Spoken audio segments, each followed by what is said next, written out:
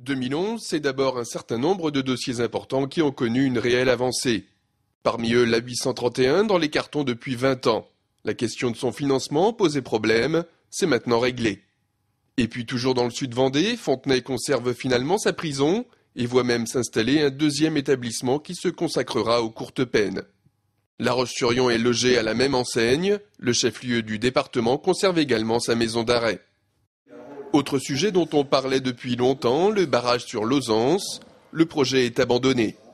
La Vendée a fait le choix d'un bouquet de solutions comme l'utilisation des carrières pour stocker l'eau ou son dessalement sur le littoral. Inversement, le département a dit oui au projet d'éolien offshore au large de l'île Dieu. À la clé, une énergie verte bien sûr, mais aussi des emplois.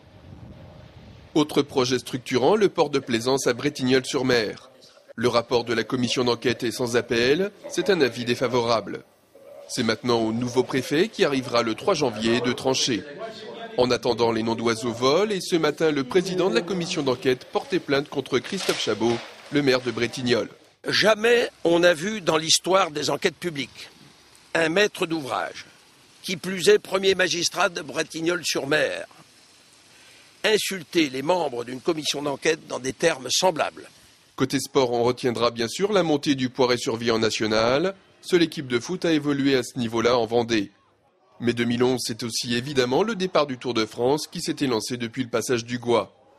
Au-delà de ces 3 jours de fête sur les routes de notre département, on retiendra surtout la très belle épopée de l'équipe Europcar et de son leader Thomas Voeckler, devenu le chouchou des Français après 10 jours passés en jaune. Parmi les autres faits à retenir, la tempête Joachim dans la nuit du 15 au 16 décembre, la première depuis Xynthia. Les vents ont soufflé 133 km/h sur l'île Dieu, 119 sur Noirmoutier, 109 à La Roche. Mais les digues ont tenu et les dégâts sont uniquement matériels. La prudence a joué à plein. À Saint-Hilaire-de-Riez, 74 personnes ont été évacuées au petit matin, avant la marée haute.